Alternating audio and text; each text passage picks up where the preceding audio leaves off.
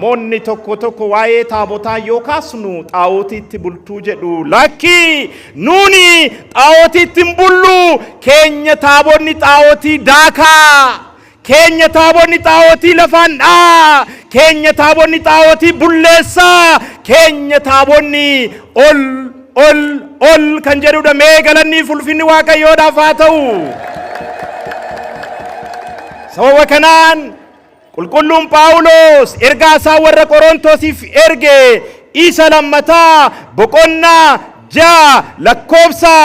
16 irratti yommuu ilaaltanii taabotaa fi xaawootii bakka tokko kan kaa'u eenyu jedheetu gaafata. Duraan dursee maal jedha? Kiristoosii fi Belehoor maaltu walitti isaan fide jedha. Maal jechuu isaati? Diiyaabiloosii fi Kiristoos akkuma walitti hin dhufne xaawootii fi taabonni walitti hin dhufani kabajamtoota maatii Waaqayyoo bu'uuran duratti isiniif ibsaa tureeni taabonni bultoo Waaqayyooti taabonni tuni bakka godaantetti bakka ari'atamtetti raajii hedduu raawwattee booda gara teessoo isheetti deebi'uu dandeessee jirti galanni Waaqayyoodhaaf haa ta'u. Akkuma taabonni kakuu moofaa godaantetti taabonni kakuu haaraa bultoo Waaqayyo kan jedhamte dubroo Maaramiini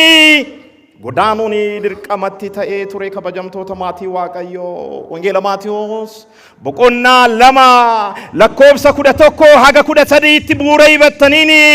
ergamaan Waaqayyo qulqulluun Gabri'eeli daa'imichaa fi harmee isaa fudhuutoo gara biyya Misiraatti godaanii jedheeni maaliif yoo jettanii lubbuu daa'imichaa kan barbaadu mootichi waan ka'eefi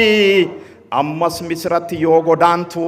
harmeen teenya dubroo Maaramiin ilma ishee waliin biyya Misiraatti raajii hedduu hojjechuu dandeessee jirti